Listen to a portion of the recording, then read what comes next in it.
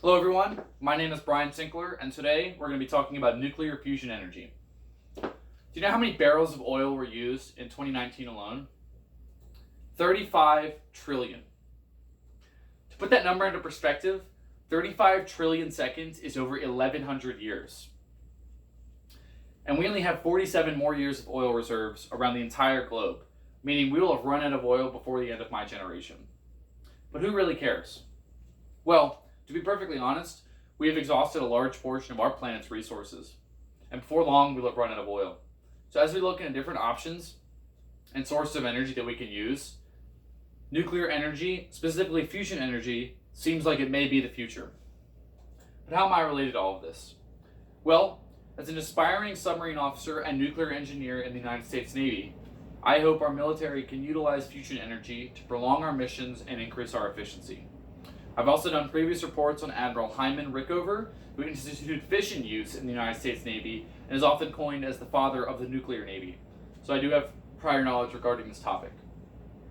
The current sources of energy we're using are severely damaging our environment, and if we can find ways to develop processes to utilize fusion energy, we'll be using a more healthy and more efficient process of energy. Fusion energy has the sustainability and efficiency to be used as the leading source of energy to support our ever-growing population. And while it is a sustainable source and it does provide large amounts of energy, so it is appealing to us, what is fusion energy? Well, if you think of a normal power plant, you might think of something that's on the left. Large towers dominating the landscape, venting steam to the atmosphere. But what's going on inside these plants is known as fission, where particles are separated, and that provides energy that we can then use. Fusion, on the other hand, which occurs in reactors similar to what's on the right, is when particles are combined, and that's what releases energy. And this is a much safer process than fission. The Hutchinson Unabridged Encyclopedia with Atlas and Weather Guide in 2018 stated that a single fusion burst provided over 16.1 million watts of power, which is equivalent to 16.1 megawatts. Now, research has shown that 1 megawatt of power can provide power to 650 homes, meaning this 16.1 megawatts from one single fusion burst can power over 250,000 homes for a single day. And the World Nuclear Association in 2020 stated that fusion offers a prospect of an almost inexhaustible source of energy, but it currently poses serious engineering challenges that we have yet to surmount. And this is because we do not have the technology to sustain fusion reactor plants. Now, inherently, there are risks involved when utilizing fusion energy and nuclear energy in general. And previous catastrophes have occurred, but what are people doing to mitigate the risks of fusion energy? Well, in 2019, the United Kingdom Atomic Energy Society stated that structural materials to support tokamak structures must be able to sustain large forces and pressure for many years under high temperatures, and materials like that just do not exist today. And what is known as a tokamak structure is what you see right here, and it's a magnetic device and currently one of the leading candidates in fusion power. But now look at this image. What do you see?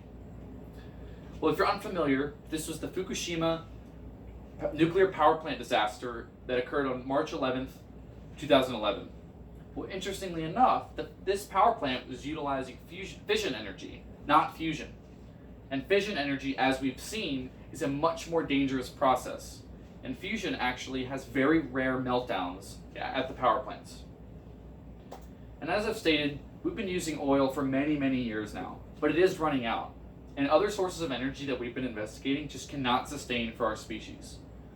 And alternative energies in March of 2019 stated that every time we turn on our vehicles or turn on our lights to generate heat or electricity, we're pumping greenhouse gases and other chemicals into the atmosphere. And we've seen that fusion power plants and the fusion process in general does not pump carbon dioxide or any other greenhouse chemicals into the atmosphere, making it a very clean option of energy. And the International Atomic Energy Agency in 2018 stated that fusion power is a promising option to replace fossil fuels, and it can actually play a role in addressing climate change. So overall, we've seen that fusion energy is more efficient than other processes, including solar power, oil, and natural gas. It does have risks involved, but they can be mitigated. And oil is just running out and needs to be replaced by something. So overall, current sources of energy are severely damaging our environment, and if we can develop ways to utilize fusion energy, we can use a healthier and more efficient option for our planet. Thank you.